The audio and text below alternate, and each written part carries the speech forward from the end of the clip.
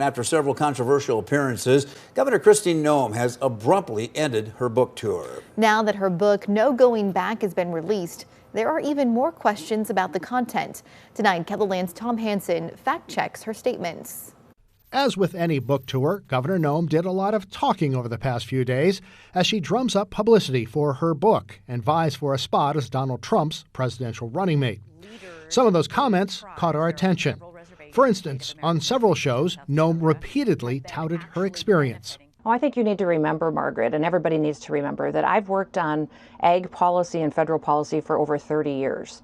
My time in serving and making policies in this country has been extensive and covered decades. You know, I've traveled for years. I've been involved in policy for almost 30 years.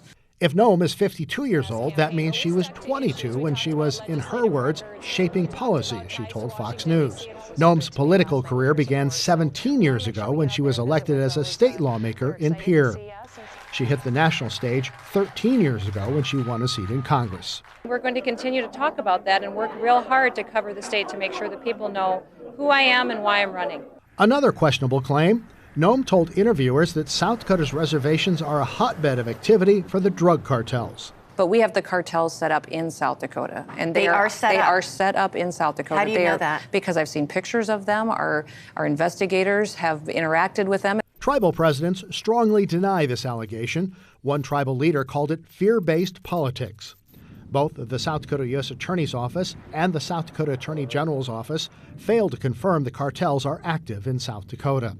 In a story about meeting North Korean dictator Kim Jong-un that was deleted from the book after doubts about its validity, Noem also claimed to be a children's pastor. I remember when I met with North Korean dictator Kim Jong-un, I'm sure he underestimated me, having no clue about my experience staring down little tyrants.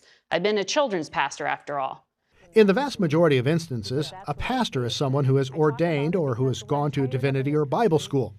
However, a person who attended the same church as Noem tells us she was very active in the children's program and did take a leadership role along with her sister. Also in her book, Noem said impeached South Dakota Attorney General Jason Ravnsborg was reading an article on his phone when he hit and killed Joe Beaver with his car near Highmore in 2020. But the investigation came up with a different conclusion. All evidence indicates to us that the Attorney General was not on his phone at the time of the accident.